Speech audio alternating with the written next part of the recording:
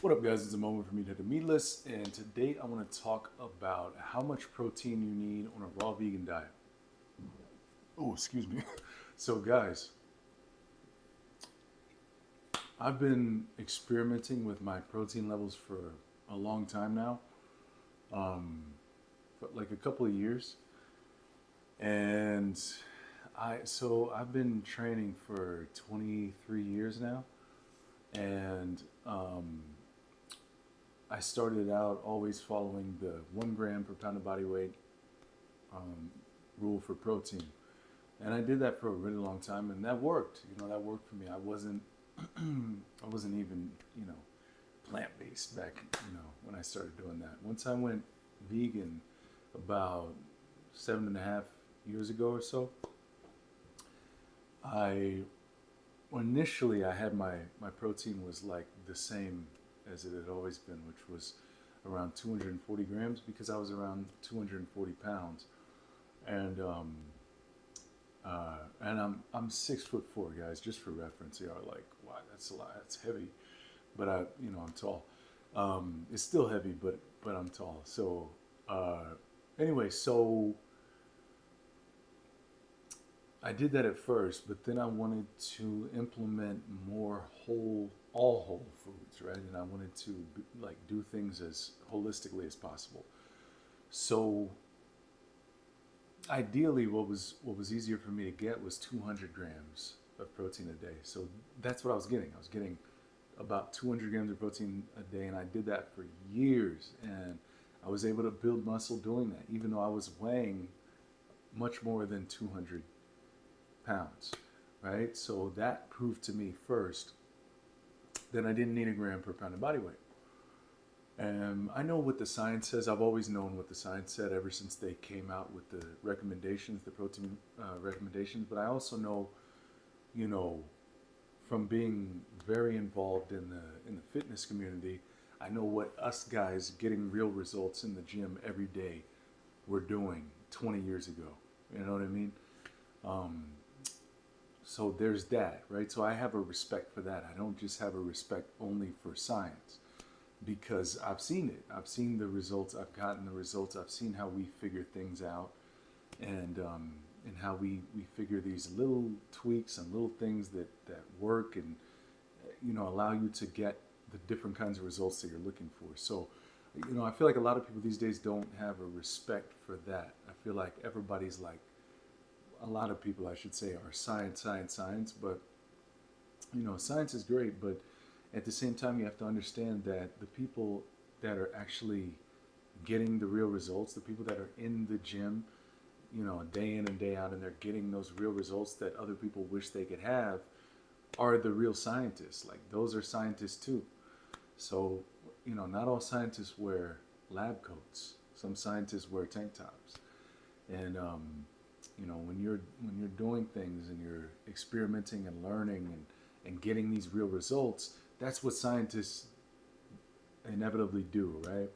So, you know, um, so anyway, that's I kind of got on a tangent, um, but so when I stayed around 200 grams of protein for years, and when I first went raw, uh, first time was like 4 years ago, around 4 years ago, maybe 4.5 years ago. And once I um, did that, because I started feeling pulled to go raw, because I was already eating plenty of raw foods, and I saw how they made me feel, and I also enjoyed them very much. So, I was like, if I did only raw food, like how would I feel then? And I wanted to explore that for myself.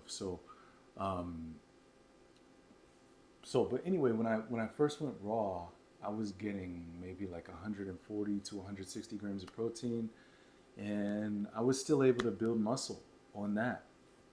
And that's what I've done up until recently. I've gotten like maybe around 140 to 160 grams of protein. But now, guys, I'm only getting about 100 grams of protein a day. Like no cap. That's that's just the truth. I'm getting about 100 grams of protein a day. I weigh in the 220s right now. Um, you know, I'm probably gonna push my weight up to like 230 again. Um, but I'm not losing muscle. Like I'm not losing muscle. I'm getting stronger.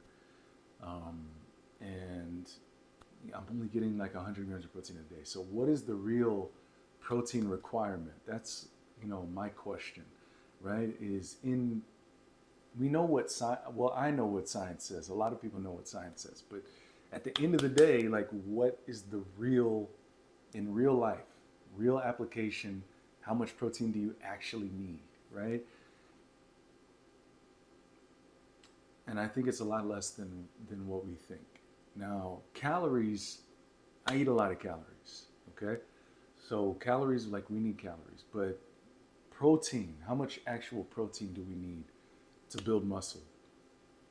Well, excuse me. Well, if I'm getting around 100 grams of protein a day and my weight is in the 220s, I'm getting less than a half a gram of protein per pound of body weight. That's super low by muscle building standards, and most people think you can't do it.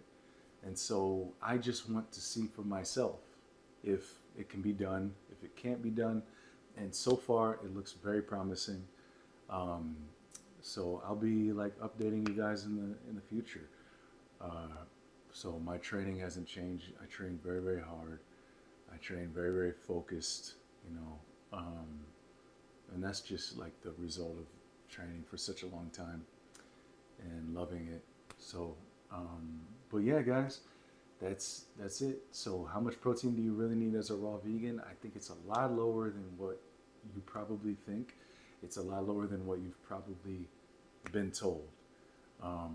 Because most of you guys probably aren't anywhere near as heavy as I am. And if you are anywhere near as heavy as I am and you're overweight, then you don't want to count that towards your protein, right? But if you're like my weight and you're very lean, then you would count that. But if not, you wouldn't want to count that. You would want to count like your ideal body weight towards your total protein consumption.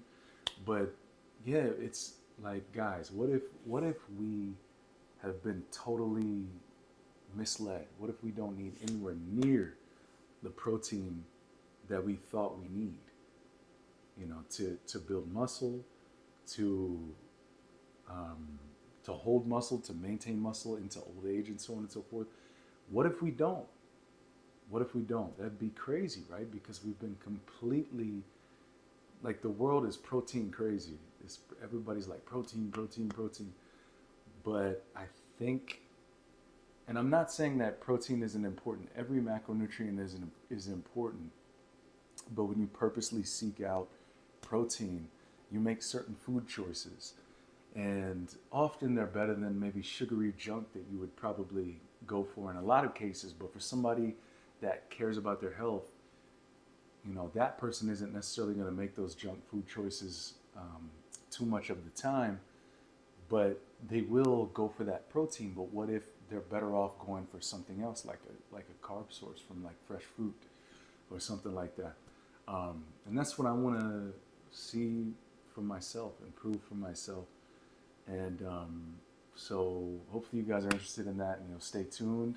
And I'm gonna keep building muscle as long as I can on what is essentially like a low protein diet. Um, and we'll see how it goes. So let me know what you guys want to see on the next one. And I'm out. Peace.